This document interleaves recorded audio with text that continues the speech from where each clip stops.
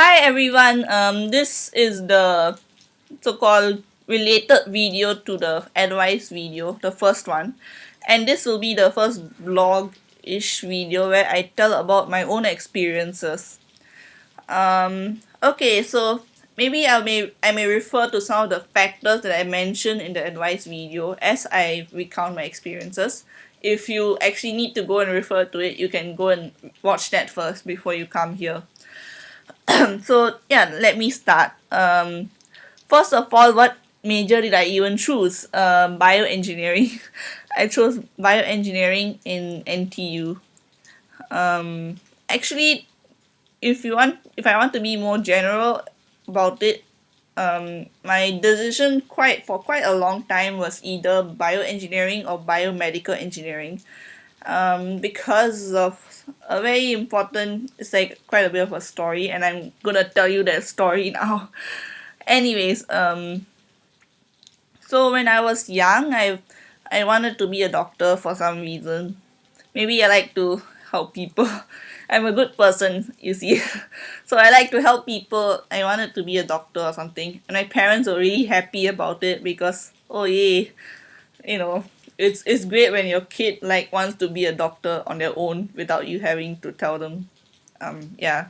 But anyways, and yeah, I was like that until around just secondary school time, and after that I gradually started changing my mind in the sense because of a few factors. Okay, so in RGS I was in this program called innovation program, which is like some kind of so-called research program kind of thing, and I did that in year 2, which is secondary 2.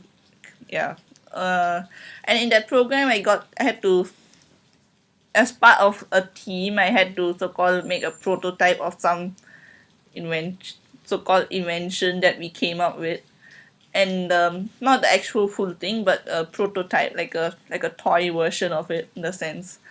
And yeah, it is quite fun to think about it, although to be honest, it didn't really work out the way that you would expect it to work out brilliantly or anything. It was a bit weird. The idea was weird, everything was a bit weird, but we still finished it, so that's not bad, I guess.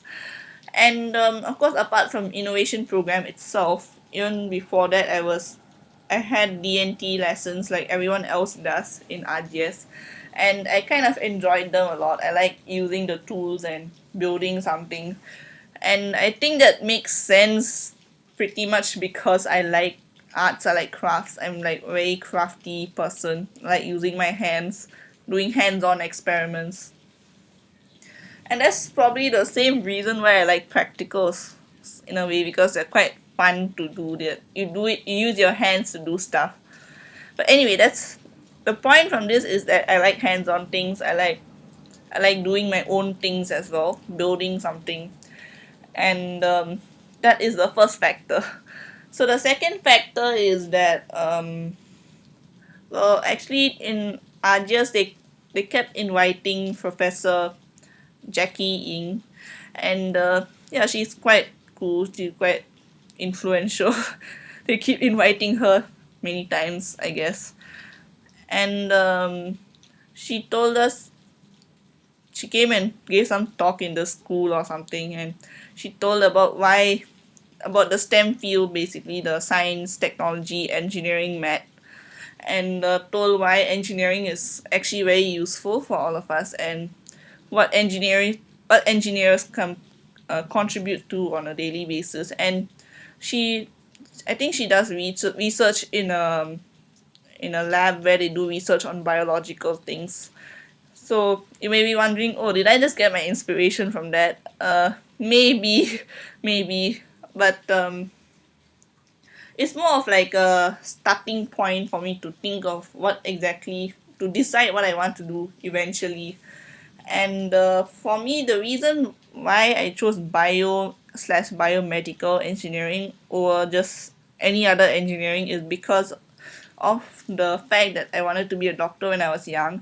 And that means that I wanted to help people. I wanted to make things that would help many people. And I feel, in my own personal opinion, like doctors can only see so many people in their entire career. They can only see, like, this many people in a day or in a year or in don't know how many years. And they also require quite a bit of time just to get to be a doctor in a sense. So it's a little bit limited in terms of how many people they can help. But for example, let's say an engineer, it doesn't have to be a bioengineering engineer, for example, but anything, like for example the fans you use, the laptop, the phone you use, how many people are using these things? That's a lot of people. And in the medical field is even more, it seems it's even more significant, because the inventions actually save people's lives. They make them it You don't even need to treat them directly, but you save so many people's lives if you make something that is useful in the medical field. I talk too much today. My throat is super hoarse. Okay, never mind. Okay, so what I mean is that I wanted to do this major because in the future I want to invent something that actually can help a lot of people. And that would be an even more direct, it's not necessarily direct help, but it's indirect, and it reaches a greater proportion of people in the sense. So in my opinion, engineering seems like a better way of helping people after all. And it seems less tedious than studying to be a doctor in the sense. And a bit more in my style of learning as well as my interest. Okay, so another reason why I didn't end up becoming a doctor or something is because, well, I guess I had to go to the hospital many, many times, and I'm pretty frustrated after going there so many times. I don't think I really want to work there eventually, but and also I I remember one time in a biology class in year one, year two, around there, and we had to dissect a goat's heart or something, and I was just too traumatized just having to think about actually touching it or doing anything to it. So I realized that maybe I can't really study anything. I can't really study medicine because one of the topics will eventually involve having to do some kind of dissection or something, and I don't think I can face that. I would rather work with some synthetic stuff like you know 3D printed stuff, or maybe things that are really tiny, like bacteria, molecules, that kind of stuff. I don't want to work with living I don't want to work with organs directly. I'm fine with 3D printed organs, but I don't want actual organs that come from actual beings, for that matter. So in that sense, I think engineering is more my style, is more suited to my interests and things like that. Um, yeah, so if you consider the strengths and weaknesses that I have in the sense, I like maths. My maths is pretty much my favorite subject, and probably the one subject that I kept getting A's throughout the entire JC life and whatever schooling life I have. And engineering requires a lot more maths than physics per se. I mean, physics is involved, but that physics requires a lot of maths. So I think it's good that I'm good at maths, I guess.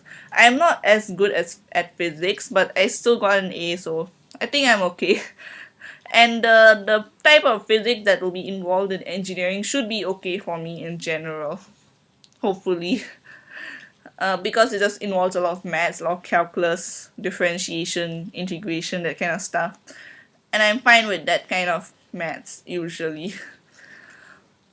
Um, of course, actually, well, okay, so I don't really have anything else to say, do I? Oh, so anyone else is interested in this major, um, here's one thing I can tell you: you do not need to study biology in JC. You need to study chemistry or physics, and the recommended subject combination is PCM plus whatever contrasting subject that you want. Actually, my contrasting subject was history, so you can do history if you want. You can do econs, you can do lit, you can do whatever you want as a contrasting subject. So I think yeah, this subject combination should be useful for your major. Yeah. Thank you. And if you like this video, my own experience, if you think it was a useful example for the advice video, you can press like, and also share it with your friends if you think this is useful for them as well. And subscribe to the channel to look forward to more videos in this series as well as other series that I may be doing in the future. And yeah, that's it. Thank you and bye.